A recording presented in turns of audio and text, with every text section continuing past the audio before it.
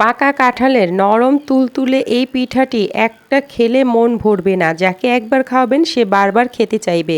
বিসমিল্লাহির রহমানির রহিম। আসসালামু আলাইকুম। আশা করি যে যেখানে আছেন আল্লাহ তাআলার অশেষ রহমতে অনেক অনেক ভালো আছেন। আজকে তৈরি করছি পাকা কাঁঠালের পিঠা। তো এই পিঠা তৈরি করা খুবই সহজ। আশা করি রেসিপি ভালো লাগবে। প্রথমেই কাঁঠালের বীজটাকে ফেলে দিতে হবে, মানে কাঁঠালটাকে ভেঙে কাঁঠালের কোষ থেকে বিচিটা আলাদা করে ব্লেন্ডার জাগে নিয়ে ব্লেন্ড করতে হবে। তো আমি কিছুটা ব্লেন্ড করেছি। তো এটা ব্লেন্ড করার সুবিধার্থে কিছুটা দুধ দিয়ে তারপর একদম মিহি করে পেস্ট করে নিতে হবে। এরপর আমি একটা বাটির মধ্যে ঢেলে নিয়েছি। এখন দিয়ে দিলাম হাফ কাপ পরিমাণ চিনি। চিনিটা নিজেদের পছন্দ অনুযায়ী কম বেশি করে দেওয়া যাবে। এরপর দিয়ে দিব 1 কাপ পরিমাণে ময়দা।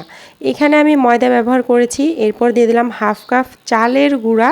তো এরপরে স্বাদ মতো লবণ দিয়েছি, মানে 3 আঙ্গুলের 1 চিমটি লবণ ব্যবহার করেছি। যারা মিষ্টি খাবারে লবণ পছন্দ করেন না তারা লবণটা স্কিপ করতে পারেন, তবে লবণ দিলে স্বাদের ব্যালেন্সটা ঠিক থাকে। এরপর হাত দিয়ে মেখে নিয়েছি। এখন এইখানে দিয়ে দিচ্ছি নারিকেল কোড়া। তো এটা কম বেশি করে দেওয়া যাবে নিজেদের পছন্দ মতো। আমি এখানে আমার পছন্দ মতো নারিকেল কোড়া দিয়েছি। নারিকেল কোড়া দিলে পিঠাটা খেতে অনেক বেশি ভালো লাগে। এরপর হাত দিয়ে খুব ভালোভাবে মেখে নিতে হবে। এই ব্যাটারের ঘনত্বটা এইরকমই থাকবে, এর থেকে পাতলাও না আবার ঘনও না। হাত দিয়ে খুব ভালো করে মেখে নিতে হবে। এখানে আজকে আমি কোনো রকম বেকিং পাউডার, বেকিং সোডা ব্যবহার করব না। পিঠাটা এমনিতেই কিন্তু ফুলকো ফুলকো হবে। তো পুরো ভিডিওটা সাথে থাকার অনুরোধ রইল। এটাকে আমি সুন্দরভাবে মেখে নিয়েছি। এখন এটাকে ঢেকে রেখে দিব 10 মিনিটের জন্য। 10 মিনিট পর আমি পিঠাগুলোকে তৈরি করে নেব। 10 মিনিট ঢাকার পরে আমি ফিরে এলাম। এরপর চুলায় চলে এলাম। চুলায় একটা হাঁড়ির মধ্যে তেল গরম করে নিয়েছি। এরপর একে একে পিঠাগুলো দিয়ে দিচ্ছি। আচ্ছা, আমি এইরকম শেপে পিঠাগুলো তৈরি করছি, আপনাদেরও এরকম করে তৈরি করতে হবে এমনটা কিন্তু না। আপনি আপনার পছন্দ মতো কম বেশি করে, বড় ছোট করে অথবা শেপটা নিজেদের পছন্দ অনুযায়ী দিয়ে দিতে পারেন। আমি এরকম একটু লম্বাটে করে দিয়ে দিচ্ছি। তেলের মধ্যে হাতের মধ্যে নিয়ে একটু টান দিয়ে দিলেই কিন্তু হয়ে যায়। তো আপনারা ভিডিওতে দেখে নিশ্চয়ই বুঝতে পারছেন। আমি সবসময় চেষ্টা করি বাচ্চাদের জন্য খাবার তৈরি করি যাতে করে একটু আকর্ষণীয় হয় আর বাচ্চারা একদম অনায়াসে খেয়ে নেয়। তো আমি এইভাবে তৈরি করেছি, আপনারা চাইলে গোল গোল করে তৈরি করতে পারেন।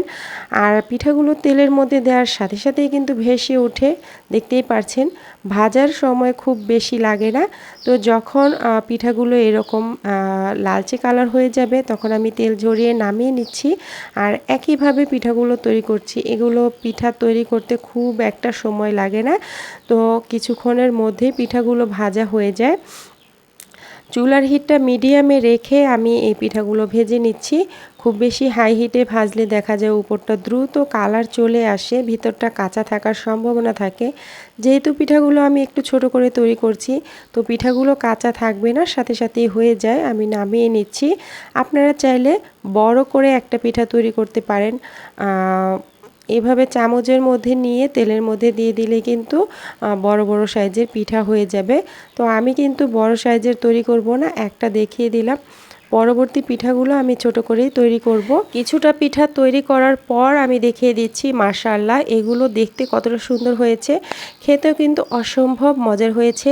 একদম ফুলকো নরম তুলতুলে। কাঁঠাল শেষ হয়ে যাওয়ার আগে কিন্তু একবার ট্রাই করে দেখতে পারেন। বিকালের নাস্তায় অসম্ভব মজার হয় খেতে। আশা করি রেসিপি একটু হলেও ভালো লেগেছে। আজকে বিদায় নিয়ে নিচ্ছি। সবাই ভালো থাকবেন, সুস্থ থাকবেন। আল্লাহ হাফেজ।